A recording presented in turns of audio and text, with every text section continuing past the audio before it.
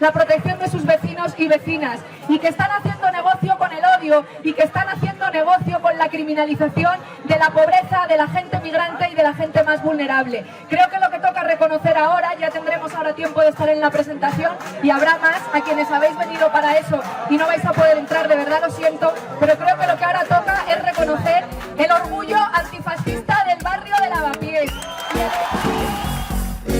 La semana pasada, la cara visible y dueño de la empresa Desokupa, Daniel Esteve, amenazaba desde su canal de YouTube con asistir acompañado de 200 amiguetes a la presentación programada del libro de Irene Montero, Algo habremos hecho, en nuestra taberna Garibaldi de Lavapiés, en Madrid. Bueno, este ultra no solamente ha hecho de la violencia y el odio su modus operandi, basando la principal actividad económica de su empresa en el desalojo de familias vulnerables a cargo de escuadristas hipermusculados con tatuajes con símbolos nazis. Además, este tipo ha aprovechado el espacio mediático que le han proporcionado algunas de las principales televisiones de España para articularse como una suerte de portavoz del discurso más violento en el ámbito de la extrema derecha. A pesar de sus evidentes formas y aspecto de matón y letrado, Esteve es muy funcional al sistema, sirviendo como el ariete más radical que es capaz de desplazar la ventana de Overton para que otros puedan moverse cómodamente dentro de ella. Vais a ver por qué digo esto. Si pensáis en el moderado portavoz del Partido Nacionalista Vasco, Aitor Esteban, pensad que este tipo se puede permitir presentar en el Congreso una enmienda para desalojar de forma expresa a familias vulnerables utilizando el discurso de la ocupación. Si puede hacer esto es porque existen gentes como Estevez que llevan años haciendo un trabajo ideológico con la complicidad de las principales corporaciones de la comunicación. Para que el PNV pueda dar el paso de defender los intereses especulativos de los grandes tenedores de vivienda, cuando eso conlleva también ejercer la violencia más extrema contra las personas más desfavorecidas, para eso hacen falta muchísimas horas de mensajes fascistas como los que lanza Desokupa y los demás operadores de la derecha más radical en las televisiones supuestamente democráticas. Esteve, a pesar de aparentar tener muy pocas luces, ha comprendido sin embargo perfectamente la función sistémica que cumple, porque sabe que la exposición mediática es la clave fundamental que hace viable su operativa y que luego le permite incluso firmar convenios con algunos sindicatos policiales y con asociaciones militares, precisamente porque la dimensión pública de su violencia es la condición de posibilidad de sus ingresos económicos. Por eso, su amenaza contra Irene Montero era algo que nos teníamos que tomar muy en serio, no solo por lo que representa enfrentar a varias decenas de escuadristas con como poco algunas armas blancas, sino porque a los escuadristas, además de contenerles poniendo el cuerpo con suficiente presión numérica y organización, hay que derrotarles políticamente. La concentración antifascista del Garibaldi no solamente garantizaba la seguridad de lo que allí iba a tener lugar, sino que además servía para lanzar un mensaje político fundamental. En el año en el que el PSOE ha decidido acudir al discurso contra Franco, mientras no hace absolutamente nada para achicar el espacio a los elementos franquistas que todavía controlan amplios espacios de poder en las grandes empresas, en las fuerzas y cuerpos de seguridad, en el poder judicial y en el poder mediático, y que en última instancia hacen posible la existencia y la impunidad de escuadristas parapoliciales como Desokupa, en una época en la que la progresía solamente ofrece a la gente el mal menor de que se quede todo como está, mientras pronuncia con la boca algún adjetivo más o menos subido de tono contra la extrema derecha y firma con la otra mano acuerdos migratorios con Giorgia Meloni, deportaciones de activistas saharauis, asume la subordinación a las guerras de la OTAN y asume también la compra y venta de armamento a los genocidas de Netanyahu. En una época como esta, en la que una sombra oscura y violenta se extiende por cada vez más países del mundo, habiendo conquistado ya la primera potencia militar, y no parece que haya nadie que tenga la voluntad de poner pie en pared y tomar medidas contundentes para evitar la catástrofe, en un momento así, si algo nos dice lo que pasó frente al Garibaldi en Lavapiés, es que es posible combatir al fascismo y que se les puede hacer frente también en ámbitos modestos. Allí estuvo la gente de Podemos, allí estuvo Willy Veleta, pero hubo también mucha más gente de otros colectivos y organizaciones que demostraron que el antifascismo militante es el mejor pegamento para unirse y para trabajar juntos y juntas. Gracias a todos y a todas los que estuvieron frente al Garibaldi en viernes y bienvenidos y bienvenidas a La Base.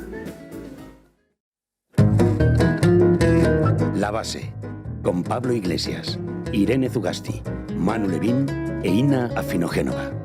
Bueno, hoy en La Base hablamos de desocupa, de antifascismo. Irene Zugasti, ¿cómo estás? ¿Qué nos traes? Bueno, pues como hay que conocer bien al enemigo, vamos a hacer una retrospectiva sobre desocupa y quién es Daniel Esteve. Manu Levín, cuéntanos. Pablo, ¿qué tal? Hemos analizado aquí varias veces la promoción mediática de la que han sido objeto estos matones, ¿no? Daniel Esteve y su banda. No vamos a volver a recordar los mismos titulares, pero vamos a ver otros que nos dan un panorama del problemón que tenemos en este país con esta gente. Bueno, y vamos a analizar hoy también las implicaciones que ha tenido la toma de posesión de Nicolás Maduro como presidente en Venezuela. Para ello ha preparado una sección especial. Ina Afinogénova, ¿qué nos vas a contar? Pues sí, un tema que no podíamos dejar pasar. Además, nuestra compañera Irene ha estado en Caracas, así que nos dará más detalles de ese día en el que, bueno, pues hubo mucho ruido, ¿no?, en los medios, pero creo que hubo poca información también sobre lo que había ocurrido. Y precisamente para hablar de Venezuela vamos a contar con Lautaro Rivara, es sociólogo, trabaja en la Universidad Nacional Autónoma de México y es uno de los referentes de Canal Red América Latina. Arrancamos, Xavi. La Base de datos. Informa Irene Zugasti. Todo tuyo. Este fin de semana, el viernes, desocupa y sus fascistas quisieron pasar en Madrid, pero no pasaron. Las vecinas y la respuesta popular a la convocatoria de Dani Esteve y los suyos fue multitudinaria y además algunos se fue con el micro entre las piernas. El llamamiento del jefe de Desocupa, al que, por cierto, no se vio pasar por allí, terminó convertido en una manifestación antifascista multitudinaria y una muestra de músculo del barrio de Lavapiés en Madrid.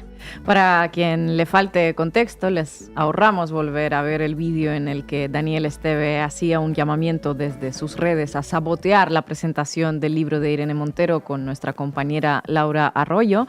Mujeres, cómo no. Lo explicaba maravillosamente Cristina Fallarás. La convocatoria de Esteve era una cuestión de cojones, porque según él, un libro feminista no tenía derecho a presentarse en un bar de izquierdas en Lavapiés.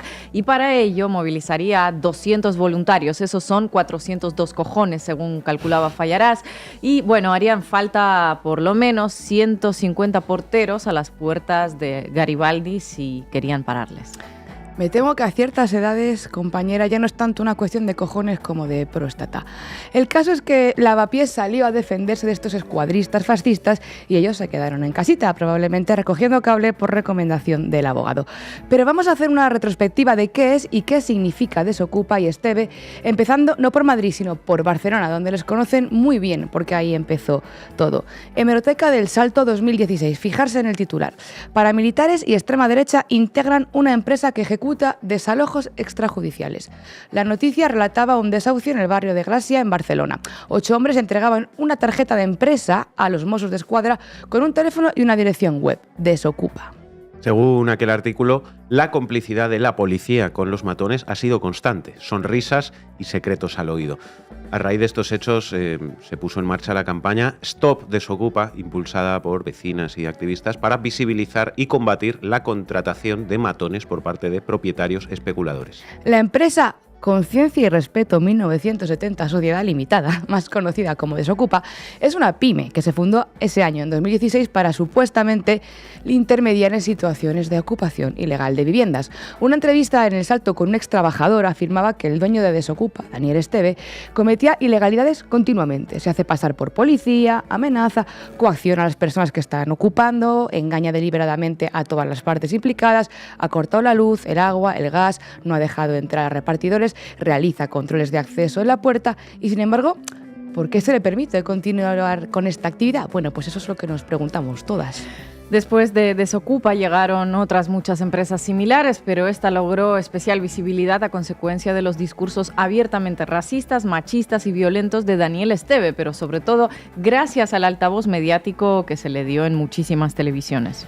Lo ha contado Manu en varias ocasiones aquí en La Base. Las televisiones y los medios como el programa de Ana Rosa, de Sonsoles Ónega, de Susana Griso, La nave del misterio de Iker Jiménez, todos ellos han sentado a Esteve como tertuliano o como entrevistado en el marco de la narrativa sobre el falso problema de la ocupación. Los medios y las redes sociales han sido efectivamente claves en aupar su negocio, el de la seguridad, junto con otras derivadas como la venta de alarmas privadas y los seguros de hogar. Sabemos que no se corresponden en absoluto con los datos reales de ocupaciones ilegales en España, pero Desocupa ha recibido su premio y ha llegado a ser contratado, atención, por ayuntamientos como Premia de Dalt o Collado Villalba para gestionar su oficina antiocupación, y se han convertido en promesa electoral también en Alcorcón, por ejemplo, donde iban incluso dentro del programa de Vox. Y recordemos episodios como por ejemplo el de 2023, cuando apareció Daniel Esteve y los suyos a desalojar a 2 centros sociales del municipio de Bonanova. Como explicaba Miquel Ramos, aquello fue un circo mediático que en realidad lo que buscaba era generar espectáculo y alarma social en plena campaña electoral, ojo, y a la vez criminalizar a los movimientos que luchan contra los desahucios. Así que ya tenemos una primera derivada: complicidad mediática para instalar el relato de la ocupación versus el relato de la crisis de la acumulación capitalista, la crisis de vivienda. Y una segunda derivada que también apuntábamos: la complicidad con las fuerzas y cuerpos de seguridad del Estado. En agosto del año pasado, el Sindicato Unificado de Policía firmaba un acuerdo con Desocupa para brindar formación a 30.000 agentes. Les tranquiliza, ¿verdad? Y no es la primera vez que se denuncian estas puertas giratorias entre las fuerzas de seguridad y las empresas de desocupación. No, este mismo fin de semana se celebraba la primera sesión formativa que el Club Desocupa impartirá a miembros de la Asociación de Tropa y Marinería Española, representativa en el Consejo de Personal de las Fuerzas Armadas. Se ve que la ministra de Defensa, Margarita Robles, pese a que tuvo que salir a negar estos acuerdos, no le debe parecer tan grave esto de tener nazis subidos a los Leopards. Y tercera derivada de Desocupa: no se trata solamente de ganar pasta y emplear a militantes fascistas a costa de proteger a la clase rentista y al gran capital inmobiliario.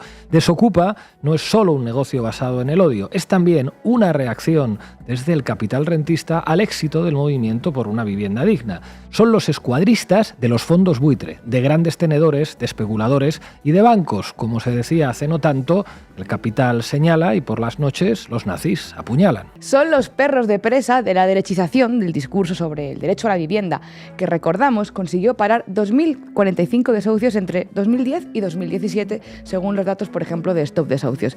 Y para ello Esteve emplea un surtido de lo peorcito de la sociedad.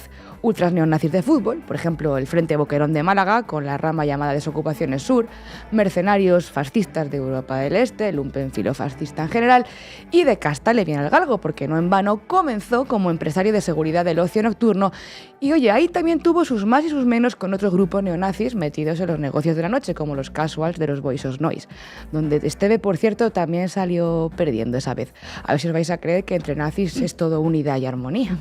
Y otra derivada interesante, la que señalaba Lionel Delgado: Desocupa funciona como una fuerza de repolitización masculina, un polo para atraer la atención política de muchísimos hombres cabreados con sus vidas. Ay, la masculinidad frágil. Esteve cuenta también con un equipo legal que le sirve para parapetar su actividad cuando se le acusa de extorsión, de detención ilegal, de lesiones, de vejaciones o incluso de asociación ilícita, como cuando regentaba Morosos Barcelona, morososbcn.com, su otro negocio anterior, consistente en perseguir y cobrar deudas, morosidad. En vídeos como el que estáis viendo en vuestras pantallas, Esteve amenazaba a periodistas con nombre, apellidos y diciéndoles que sabía dónde estudiaban sus hijos. Ha tenido que ir a los tribunales muchas veces, pero eso no se lo contarán en Espejo Público o en el programa de Ana Rosa. Ahí les dirán que Esteve tiene, ojo, 5 idiomas y 2 carreras y que es incluso superdotado. Esto lo decían medios como ABC, El Español o 20 Minutos, basándose en una entrevista que le hizo el portal inmobiliario Idealista, fuente súper fiable. 5 carreras y 8 idiomas en la Universidad de Narnia y el Colegio Hogwarts de Magia y Artes Marciales. Pero el hecho es que, como este fin de semana en Lavapiés, estos fascistas tienen a muchísima gente decente enfrente y cuando actúan siempre han encontrado respuestas.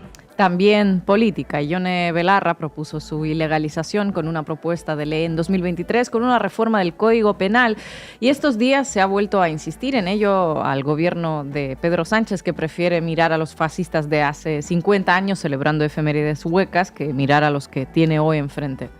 La respuesta siempre ha estado en la calle, en 2021 en Bilbao, en los barrios de Barcelona, en los de Tenerife, o recuerden hace bien poco esa bienvenida caída del cielo en Majadahonda. Pero volviendo a lo principal, como decía Irene Montero, parar los pies a estos fascistas en la calle y con política pasa por entender qué papel juegan estos fascistas en la lucha de clases, que hoy, más que nunca, es la lucha por el derecho a una vivienda digna. No sabemos, compañeros y compañeras, si Esteve verá la base después de lo acontecido en Lavapiés. Y contra todo pronóstico, voy a terminar citando a otro fascista, al que no me imaginaba nunca citar aquí, que es Bertrán Endongo, y que está muy enfadado con Esteve por haber visibilizado su debilidad frente al antifascismo organizado. Y cito: con todo el cariño y el respeto, Dani, has quedado como el culo. Pues efectivamente. Gracias, Zugasti.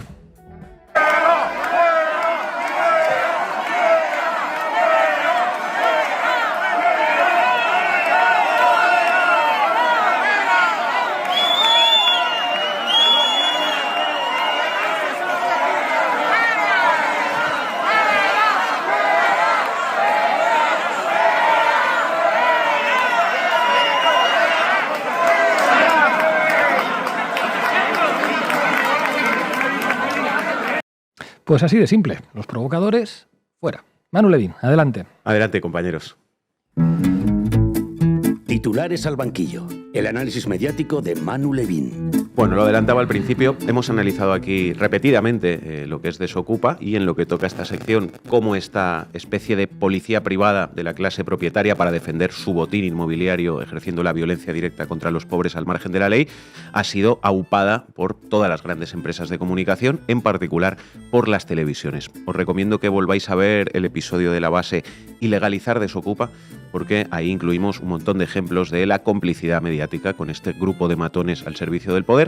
Creo que no se trata hoy, por lo tanto, de volver a comentar aquellos mismos ejemplos u otros, que los hay a millares, que revelen conclusiones similares, pero os traigo 3 titulares o 3 grupos de titulares de las últimas horas y días que hablan del problemón, lo decía al principio, que tenemos en este país con estos escuadristas violentos dopados de clenbuterol, pero dopados sobre todo por los medios de comunicación. La Razón, hace 3 días, fijaos, la crítica del líder de Desocupa, Daniel Esteve, contra los desocupadores de Carabanchel. Han hecho una chapuza.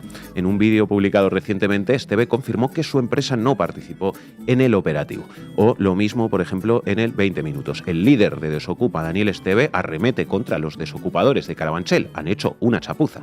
Daniel Esteve asegura que su empresa Desocupa es la única capaz de desocupar esa urbanización. Estas informaciones se refieren al ataque fallido de otra empresa parapolicial similar a Desocupa, contratada por la inmobiliaria Vivenio contra decenas de familias víctimas de una estafa en unos bloques del barrio madrileño de Carabanchel.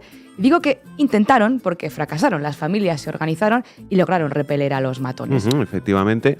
Ole vuestros ovarios, pero el caso es que aquí tenemos a La Razón, 20 Minutos y demás, porque esto mismo está en muchos otros medios, dispuestas a acudir raudas para defender el prestigio de los matones. Marca Esteve aclarando que no fue Desocupa, sino otra empresa de la misma calaña la que fracasó en su agresión contra estas familias. No se conformen con la marca blanca, contraten a los desocupadores originales, a los mejores, a los únicos capaces, los matones quiero decir, a la empresa respetable de Dani Esteve. Claro, es que les falta poner en la pieza un aviso que diga publicidad, ¿no? Porque, en fin, sirvan de ejemplo estos primeros titulares de la promoción brutal de la que disfruta Desocupa por parte de los poderes mediáticos en España, para añadir a las innumerables muestras de lo mismo que hemos analizado aquí en otras ocasiones. Y creo que son titulares que ejemplifican también hasta qué punto cualquier cosa que diga Daniel Esteve tiene más impacto mediático en este país que lo que diga, no sé, un diputado del Congreso, porque porque ya me diréis qué interés informativo tiene y por qué es una noticia que genera decenas de titulares en todos los medios lo que opine este señor del operativo concreto de otra banda de matones inmobiliarios. Y una cosa más, sirvan estos titulares de ejemplo también de otra cosa. Reparemos un momento, porque esto es significativo, las palabras que se eligen para nombrar las cosas siempre lo son, reparemos en cómo se refiere la prensa a Daniel Esteve, el líder de Desokupa. El líder de Desokupa, pero ¿no dicen que Desokupa es una empresa? En ese caso tendrían que llamarle el jefe, ¿no? O si quieren el directivo, o dueño, o quizás CEO, o administrador, o manager, si me apuran también, ¿no? Manager de Desokupa. Pero bueno, eso de líder es un poco raro. ¿Han visto alguna vez en la prensa llamar, no sé, al presidente de Telefónica el líder de Telefónica? Pues claro, yo le compro los filetes a José Luis, el líder de la carnicería de la esquina de mi casa. El líder de Desokupa. Si los medios llaman así a Dani Esteve es porque efectivamente Desokupa no es una simple empresa, es otra cosa. Un grupo político fascista que interviene en la política del país y no solamente en la vivienda. Esteve propaga discursos permanentemente sobre multitud de otros temas, como la inmigración, por ejemplo. No es un empresario, o no solo, es un líder político, en cierto modo, y por eso los medios lo nombran así, el líder de Desokupa. De hecho, fijaos, segundo titular que os traía hoy y que habla de la dimensión y del papel que estábamos comentando que juega Desokupa y su líder, Daniel Esteve, en España. Onda Cero, en diciembre. Dani Esteve, el líder de Desokupa, que acompaña al Dama. Hoy habrá sorpresas, se le acaba la tontería al gobierno. Para quienes seguís este programa desde otros países diferentes a España, que sois muchas y muchos, esto que acaba de leer Manu es totalmente real. Resulta que el protagonista de uno de los últimos casos de lawfare en España es un tal Víctor Aldama, un empresario corrupto y de ultraderecha que ha hecho un pacto para salir de la cárcel y que acto seguido se ha dedicado a esparcir un montón de mierda en forma de acusaciones sin pruebas contra miembros del gobierno. Bueno, pues resulta que recientemente este tipo, Aldama, llega a declarar al juzgado en un vehículo de lujo propiedad de Daniel Esteve de Desokupa y escoltado por Daniel Esteve de Desokupa. Es decir, no solamente son los escuadristas de la patronal, es que además son los guardaespaldas de los delincuentes corruptos. Que es una cosa tremenda. Pocas imágenes y pocos titulares, creo yo, más elocuentes que este sobre cómo funciona el poder en España y sobre el papel, insisto, que están cumpliendo figuras como el empresario Daniel Esteve, que no solo genera titulares con cada chorrada que dice, que no solo declara que va a crear, como ha hecho, un ejército para limpiar España de inmigrantes, que no solo pone lonas de grandes formatos en la calle para entrar en las campañas electorales o convoca manifestaciones en la calle, sino que coge foco para coprotagonizar uno de los principales casos de lawfare de los últimos meses en este país. Tercer ítem que vamos a comentar. El Mundo, hace un mes más o menos. Defensa exige la anulación del acuerdo entre Desokupa y la Asociación de Tropa y Marinería para formar a 4.500 militares. Ok. Voz Populi este sábado, hace 2 días. Militares desafían el veto de Defensa y celebran con Desokupa su primera sesión formativa. Este fin de semana tiene lugar la primera sesión formativa que la empresa de Daniel Esteve impartirá a los socios de la Asociación de Tropa y Marinería de España. Está pasando. Matones neonazis que hacen desalojos extrajudiciales al servicio de los ricos y los rentistas están formando a militares profesionales del ejército español. Y a pesar de que Marlaska o Marguerita Robles digan, con la boca pequeña eso sí, pues que no les gusta mucho y que van a tomar medidas, una asociación que organiza, atención, a más de 4.000 militares profesionales en activo, dice que le resbalan las advertencias de la ministra y que sí, que van a recibir formación de estos simpáticos muchachos de lo que parece más las SS que una empresa. Por sus cojones que la van a recibir, que diría el susodicho. 50 años de la muerte de Franco, pero el franquismo sigue ahí encostrado entre los uniformados. Bueno, frente a todo el panorama que dibujan estos titulares que hemos comentado, vamos con el que incluye el hecho que motiva este programa de hoy. 20 minutos, el boicot de Dani Desokupa a Irene Montero fracasa y acaba en una manifestación antifascista en Garibaldi. No pasarán. De Esteve nada se supo. De Esteve nada se supo. En Román Paradino, que se cagaron. De todos los titulares y piezas que hemos analizado en todos los programas que hemos dedicado a desmontar a Desokupa, esta es la más importante de todas porque señala el camino para derrotar a los fascistas, que es básicamente el de la ciudadanía organizada plantándoles cara cívicamente. Así sí se para el fascismo, porque como sea por Marlaska por Robles o por nuestros queridos medios de comunicación, pues lo llevamos claro. Gracias, Manu. Los trabajadores del Corte Inglés han organizado la primera gran manifestación de su historia. ¿Te has enterado? Si ves Canal Red, sí. Gracias a vosotros por contactarnos y darnos visibilidad a esta manifestación que estamos haciendo en las puertas del Centro del Corte Inglés de Goya. Pero si ves el resto de televisiones, seguramente no. Rebajas, promociones o descuentos, los comercios... Este martes ha arrancado la campaña de rebajas en toda España. Si no habíamos gastado suficiente durante estas Navidades, hoy llegan las rebajas. Para tener información y no propaganda al servicio del poder, suscríbete a Canal Red.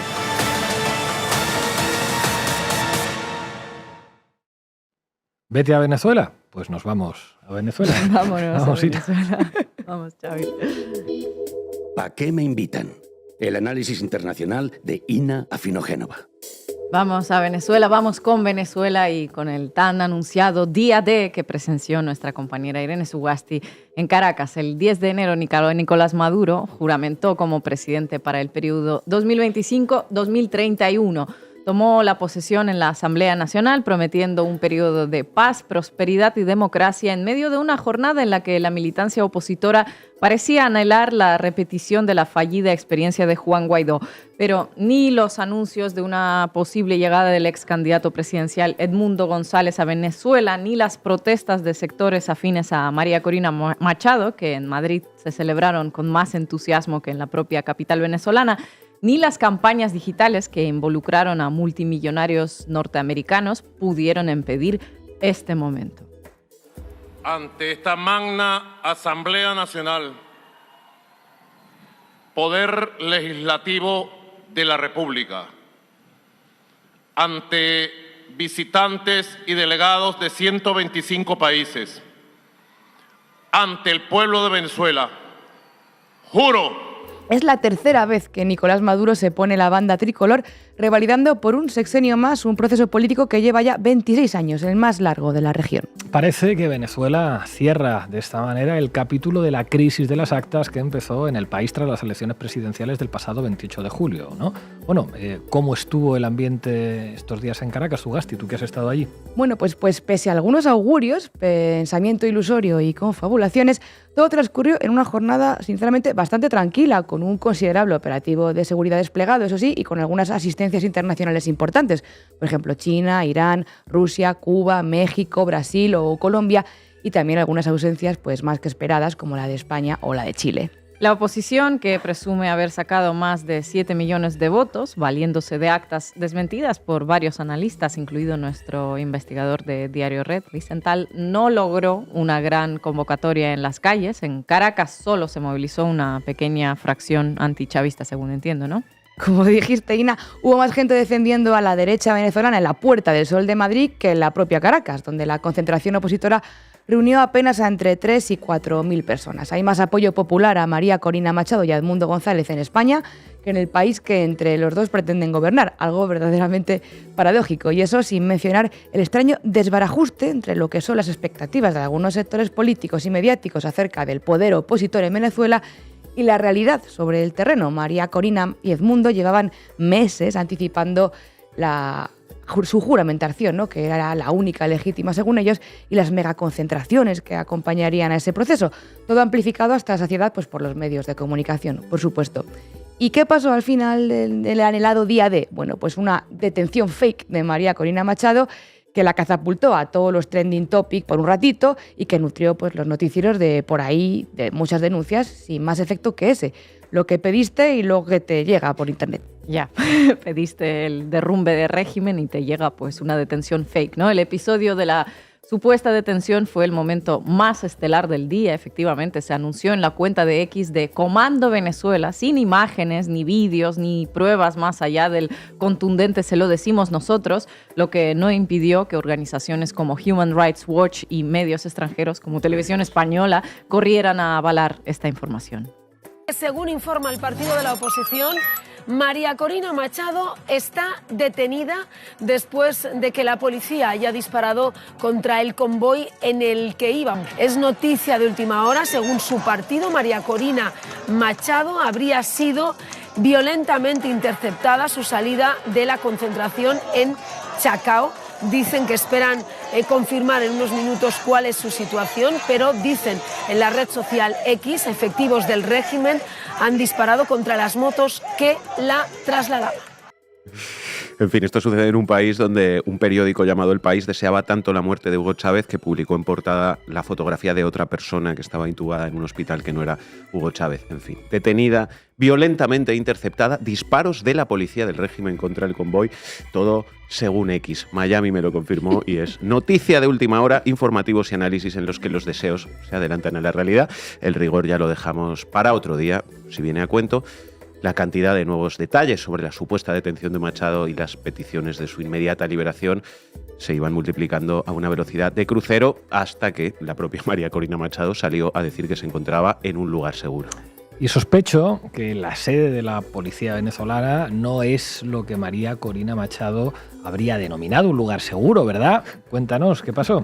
Pues pasó que ha ido cambiando su propio relato María Corina Machado. Primero parecía que la detuvieron, luego ella dijo que no, luego que sí, que ni sí, que ni no, sino todo lo contrario. Circulen que aquí no ha pasado nada, lo de siempre, Maduro dictador. Así al día siguiente publicaba el desmentido del desmentido del desmentido.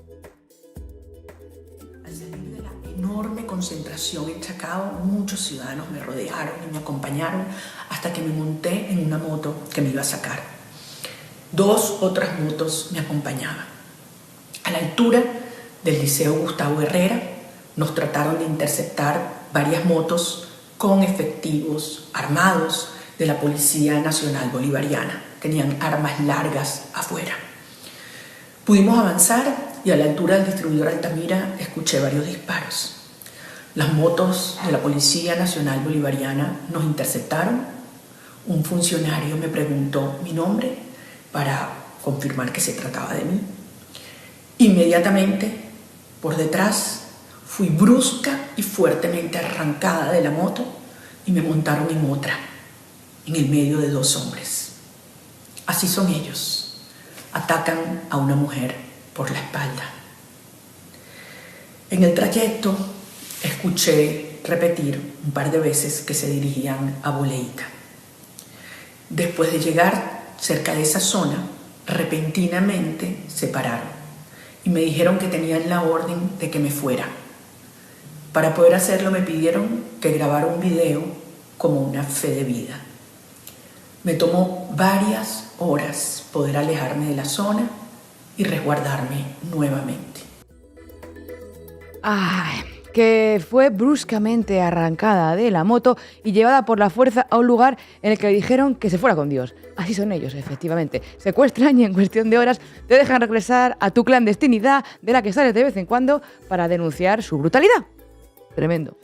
Ese secuestro express nos mantuvo en vilo a todos durante todo el día del viernes, nutrió titulares e informativos de encabezados de calidad, eso sí, sin una prueba gráfica, como digo, mientras que Maduro juraba la presidencia y Edmundo González, evidentemente desde otro lugar seguro y con el rótulo de presidente de Venezuela, pedía a las Fuerzas Armadas que desobedezcan a Maduro, es decir, pedía un golpe de Estado, de nuevo, y también presumía del apoyo que recibió desde Israel. Estoy muy cerca de Venezuela. Estoy listo para el ingreso seguro y en el momento propicio. Haré valer los votos que representan la recuperación de nuestra democracia. Seguiremos coordinando con esa comunidad democrática internacional, quienes han respondido a nuestro llamado y quienes siguen en pie de lucha con nosotros. Tan solo en un día como hoy, recibimos el reconocimiento de Israel, se produjeron sanciones a nivel multinacional y la ola de apoyos sigue creciendo. Como comandante en jefe, ordeno al alto mando militar desconocer órdenes ilegales que le sean dadas por quienes confiscan el poder y preparen mis condiciones de seguridad para asumir el cargo de presidente de la República que me confió la soberanía popular. Debes estar algo perdido si llegas a pedir respeto al derecho internacional y alardeas del apoyo de un Estado que ha asesinado a más de 40.000 personas en la misma intervención. Pero ¿qué le vamos a hacer? Otros esperpentos hemos visto, ¿no?, en esta jornada, como por ejemplo a cierta izquierda local e internacional avalando a esta clase de derecha. Yo soy una persona de izquierda y desde la izquierda política les digo, el gobierno de Nicolás Maduro es una dictadura y tenemos que hacer todos los esfuerzos internacionales para que se restablezca la ley, la democracia, todos los esfuerzos para que el pueblo de Venezuela tenga el derecho a decidir su propio destino. Bueno, aquí veis a Gabriel Boric, el presidente de Chile, que reafirmó la postura de su país, que ya había expresado en otras ocasiones, en las que venía a cuento y en las que no tanto, dicho sea de paso, ganándose de nuevo las palmaditas en la espalda de la derecha más extrema y de la propia María Corina Machado, aunque también de cierta izquierda española que en asuntos venezolanos parece andar más perdida que un pulpo en un garaje. Algunos incluso hasta se atrevieron a presentar la postura de Boric como la de toda la izquierda latinoamericana, pasándose por el arco del triunfo a cientos de partidos, de colectivos y de sindicatos que jamás reivindicarían el mensaje del presidente chileno. Porque donde Boric habla de hacer esfuerzos internacionales para la democracia, gente como Álvaro Uribe Vélez ya tiene soluciones concretas para lograr esa democracia. Vean. Nosotros pedimos una intervención internacional. Preferiblemente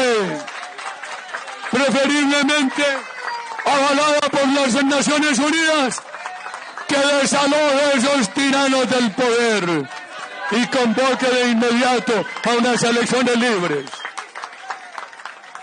Que el señor especializado en ser timador no siga hablando de paramilitares, porque anoche decía él, con mucha burla, que aquí venía Uribe a reunirse con sus paramilitares.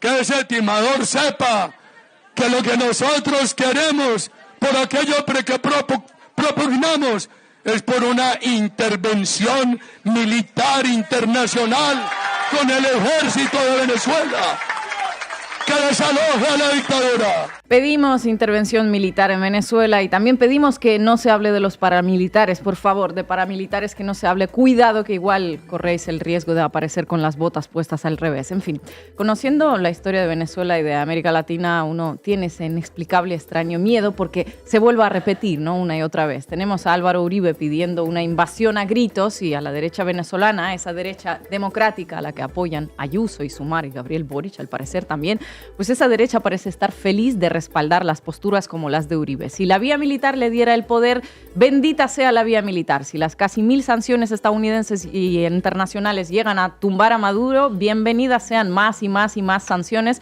y el famoso cerco diplomático. Y así desde hace más de 20 años ya. Unos 20 años en los que este tipo de acciones supuestamente quirúrgicas contra la dictadura que reclaman han causado daños incalculables a la economía y a la calidad de vida de los venezolanos de a pie. El investigador venezolano de la Universidad de Denver, Francisco Rodríguez, publicó recientemente un paper en el que demuestra la relación directa entre las sanciones impuestas por Estados Unidos y el tan cacareado éxodo venezolano de los últimos años.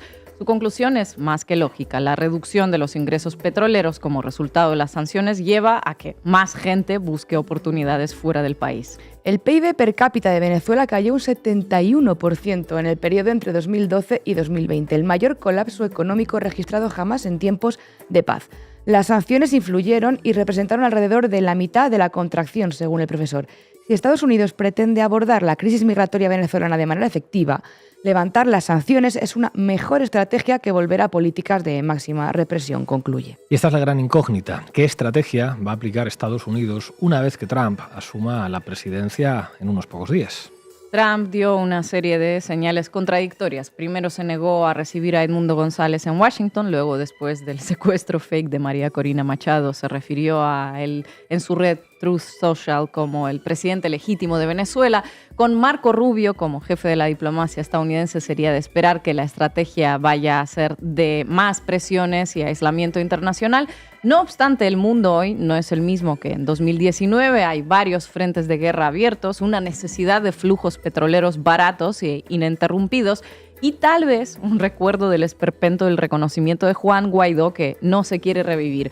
Puede que por esta suma de factores geopolíticos sorprendentemente decidan dejar a Venezuela en paz por un ratito, porque les servirá más con un Maduro negociador que sumida nuevamente en una crisis de gobernabilidad. La realpolitik, que va pisando el derecho internacional en otras latitudes, justo en el caso de Venezuela, puede llegar a tener un efecto positivo. Muchas gracias, Ina. Por cierto, Zugasti, tú estuviste en Caracas este fin de semana. Cuéntanos cómo lo viste desde allí. Bueno, pues os he traído un par de conversaciones que tuve con las delegaciones internacionales que estaban allí en Caracas para traer, como comentaba Arantxa Tirado en Twitter estos días, esas otras voces que, ojo, existen, pero que están mágicamente borradas de cualquier cobertura internacional y análisis de lo que pasó en Venezuela este fin de semana. Hace aproximadamente una hora, Nicolás Maduro ha juramentado oficialmente como presidente en la Asamblea de Venezuela y ahora la ciudad de Caracas está tomada por las celebraciones en favor del oficialismo del presidente Maduro. Nos encontramos en una de ellas en la que convoca a las delegaciones internacionales de más de 100 países que se han reunido para mostrar su apoyo a este nuevo periodo presidencial en Venezuela. Estoy súper conmovida, estoy sorprendida de lo que ha pasado. El pueblo venezolano está decidiendo otras formas de construir patria y creo que están defendiendo el modelo socialista en el mundo y tienen derecho este pueblo a defenderlo, a vivirlo y a reivindicarlo, porque son cientos de calles que están llenas de manifestantes y de gente que quiere estar en la calle apoyando al compañero Nicolás Maduro. Que hay una manipulación internacional donde nos quieren hacer creer una historia que no existe. Ayer lo vimos con el fracaso de María Corina Machado, una manifestación pequeñita, y los medios de comunicación hablaban de un secuestro, de una gran marcha, de un caos que no existe en Caracas. Nadie nos puede engañar, somos cientos que lo estamos viendo. Aquí el pueblo está en la calle. En Italia existe la propaganda de Estados Unidos, entonces no dicen nada de lo que está pasando aquí. No dice que la verdad, que hay miles de personas en la calle por Chávez y Maduro.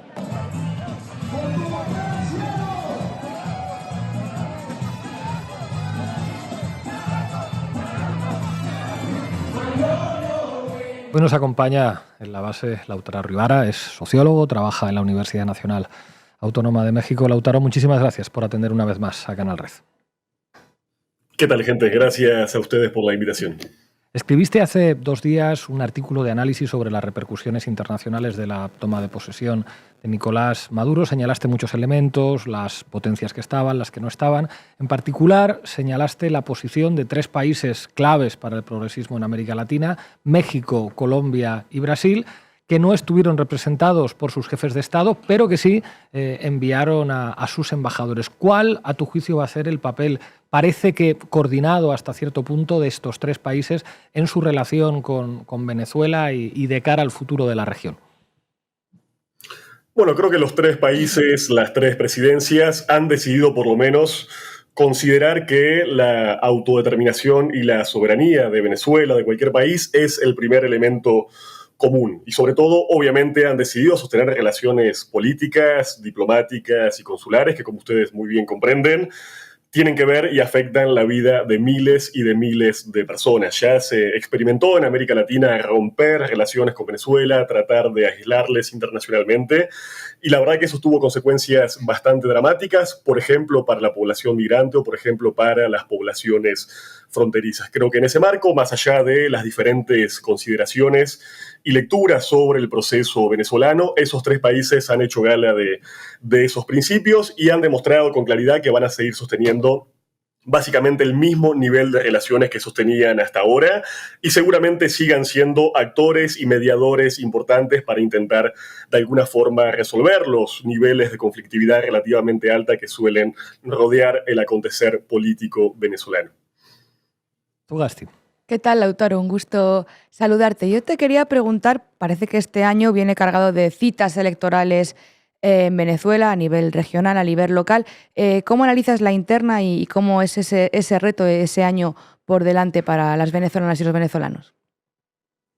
Bueno, va a ser un año evidentemente movido. Nicolás Maduro ya anunció que se viene una especie de mega elecciones Recordemos que este 2025 toca constitucionalmente que haya elecciones para renovar la Asamblea Nacional, que es el órgano parlamentario unicameral que rige en Venezuela, y también para elegir las alcaldías y las gobernaciones. Recordemos que en Venezuela, por supuesto y naturalmente, la oposición controla, maneja, conduce una gran cantidad de alcaldías, de gobernaciones, algunas, y también tiene, por supuesto, representación parlamentaria, así que va a haber una pulseada política ya al inmediato, que de alguna forma va a poner seguramente a la oposición más conservadora, más belicosa, más irreductible, esta que representa concretamente María Corina Machado, en el entredicho de o bien participar y buscar acceder a espacios de poder intermedios en la estatalidad venezolana, a riesgo de contradecir su discurso de la ilegitimidad de origen de este tercer mandato de Nicolás Maduro,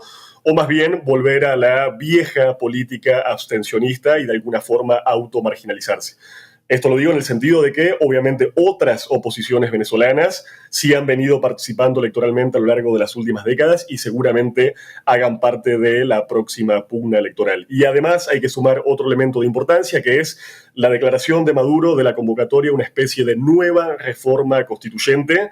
Todavía no tenemos demasiados detalles de cuál podría ser la orientación del Ejecutivo o cuál podría ser su contenido eventual, pero sí sabemos que va a propender a algún tipo de reforma política en la estructura del Estado y seguramente también intente constitucionalizar una serie de orientaciones económicas que se han ido modificando en los últimos años, por supuesto que adaptándose a las medidas coercitivas unilaterales y las diferentes formas de guerra económica. Así que no va a ser un año de descanso, sino que enseguida vamos a tener, como ha sido común en la historia venezolana, otra compulsa electoral en los próximos meses. Levin. ¿Qué tal, compañero? Muchas gracias por estar en la base. Hablabais hace un momento con Pablo de la posición de México, de Brasil, de Colombia. Hay otro país en la región con un gobierno progresista que tiene una posición bien diferente, que es Chile. Escuchábamos hace un momento las declaraciones de Gabriel Boric utilizando un lenguaje hacia el gobierno venezolano idéntico al que utiliza la derecha hacia ese país. Esto es algo que sorprende a mucha gente tratándose de Gabriel Boric, a otra gente le sorprende un poco menos, pero te quería preguntar cómo valoras esa posición del gobierno chileno y cómo se explica esa posición. Bueno, yo estoy un poco en el campo de los no tan sorprendidos, pero creo que en este caso la política exterior de Chile está marcada por una serie de alianzas con sectores bastante conservadores o bastante centristas. Es un gobierno que ha incorporado masivamente cuadros de la antigua Concertación, que rigió básicamente el modelo y la continuidad del modelo post-pinochetista a la muerte de aquel tristemente célebre dictador.